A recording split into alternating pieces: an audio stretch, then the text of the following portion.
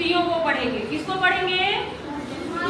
सुक्ति को अगर हम तोड़ेंगे तो सुधन उक्ति। अपर सवर्णे दीर्घ एक संधि होता है जो उ और उ मिलके बड़ा उ हो जाता है। तो कह रहा है सु माने व्यवस्थित, उक्ति माने कथन, यानी कि ऐसे कथन जो हमारे जीवन से संबंधित होते हैं।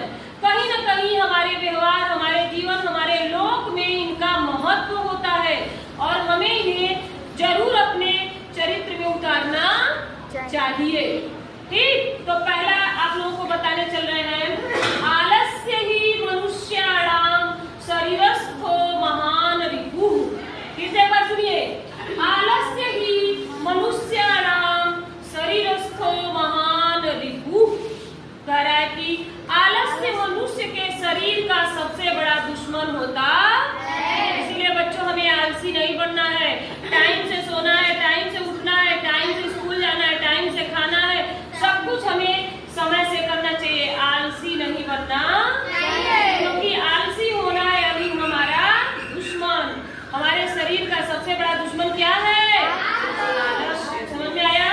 आगे, नास्ति बुद्धिर्युक्तस्य।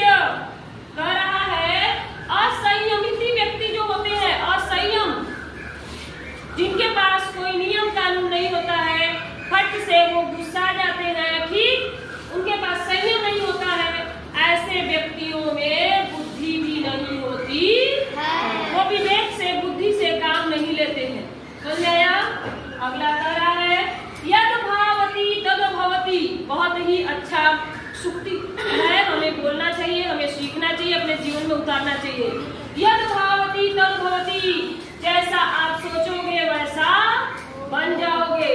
आप रोज सोचो मैं गरीब हूँ, मुझे एक दिन बहुत पैसा कमाना है, मुझे धनी बनना है, मुझे अच्छा मानव बनना है, इंसान बनना है, आप जरूर बन जाओगे। आप सोचोगे कि चलो हो जाएगा, जैसे पिताजी गरीब थे तो क्या नहीं जी पाए, तो बेटा आप भी वैसे ही रह जाओगे। ठीक, लोग कहते हैं कि प्राइमरी में पढ़ने वाले बच्चे जो होते हैं, गरीब घर के आते हैं, उनके गार्जियन सक्रिय नहीं है। ठीक, गार्जियन अच्छे होते तो ये भी अच्छे होते, ऐसा लोग बोल देता है। लेकिन नहीं, आप लोगों को दिखा देना है कि मेरे गार्जियन भले नहीं सक्रिय है लेकिन मैं सक्रिय बनूंगा।